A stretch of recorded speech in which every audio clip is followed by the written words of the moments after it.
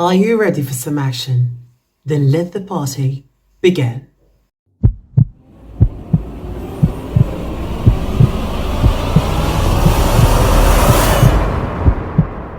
The story was told by Mr.fitton. I was home alone for an entire week, one time when I was still a teenager, living with my parents, which was a rare occasion since my parents don't go out a lot. My mom's rich friend party invited my parents on a trip that she was paying for. I am an only child, so I was left home alone in the house. We lived in a New York, Ohio, which is in Licking County. Yes, our county was actually called Licking County. My parents' old house had woods in the backyard and was on some quiet road that only a few cars would pass per day usually. We had a huge deck in the backyard overlooking the woods and decently large backyard. We even had a little fish pond and above ground swimming pool. This was on Thursday night. I remember because I had conversations with friends about plans for the weekend that day. This was in July 2013. I was out on the deck smoking weed with my speaker playing music. That's about the time it started. I thought I heard a voice from out in the woods. I lowered the music and listened for a little bit. It didn't repeat, so I raised it back up. When the music was loud again, I heard a voice from out in the woods again. This time, I turned the music off completely and listened for longer. There was a voice calling from the woods again, confirming I wasn't just hearing things. It was a male voice saying, "Hey, over here." He was kind of distant, but not too far.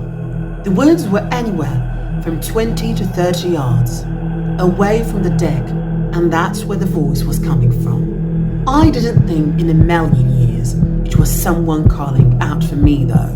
Rather maybe just some kids playing manhunt or something. The voice called out again, "Hey, over here, we need help." This time I realized the voice was too deep to be a kid. And when a voice yells out, "We need help," obviously that's always be slightly concerning. I was getting a little bit uncomfortable now because now I was questioning if these yells were directed at me. Now I heard the voice yell straight in front of you, "Please help us." And the voice was coming from straight in front of me in the woods. Now I had the feeling that was directed at me. I reluctantly called back, "Who's that?" And they responded, "We just need help. We're stuck in the woods." I called, "What does that mean?" Then the voice replied back, "Just please come help, straight in front of you." I got out of my seat, walked down the steps of the deck, onto the grass, and proceeded towards the woods. I called out, "I'm coming, where are you?" The voice replied instantly, "Right in front of you, I see you." I replied back, "Wait, are you alone or with someone?" There was no answer this time. I stopped in my track about halfway towards the woods. I had a bad feeling in my gut about this. I started walking backwards, back towards the house and the deck.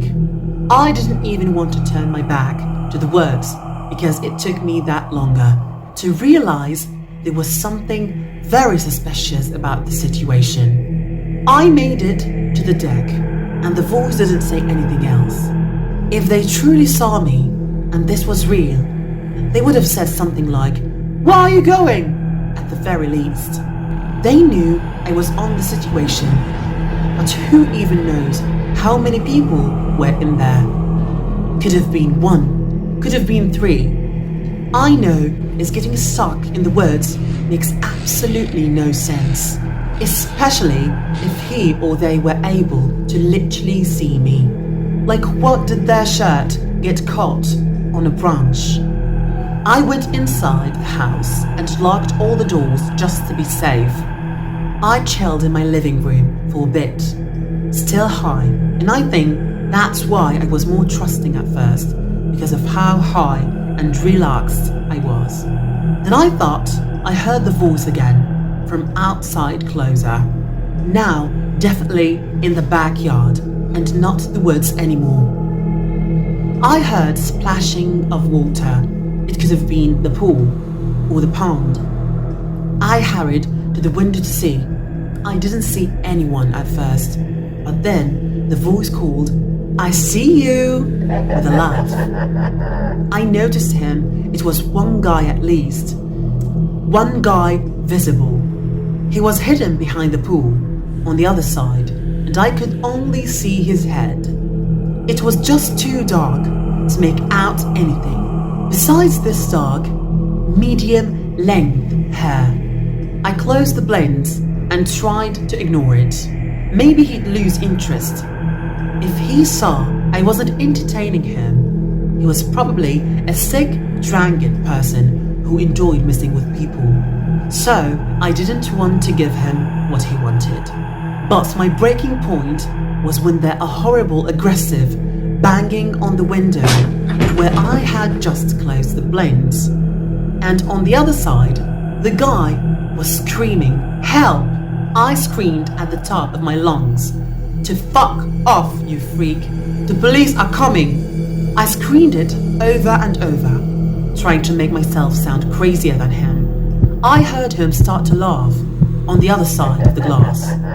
His laughing started to fade away as I assume he walked away. I sat back down on the couch, trembling, shaking, out of breath.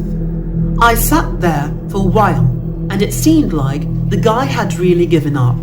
I still got a good night's sleep that night, because weed helps me sleep.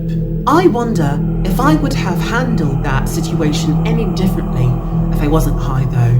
This situation made me more paranoid about who I opened my door to. That's it for today. Thanks for listening.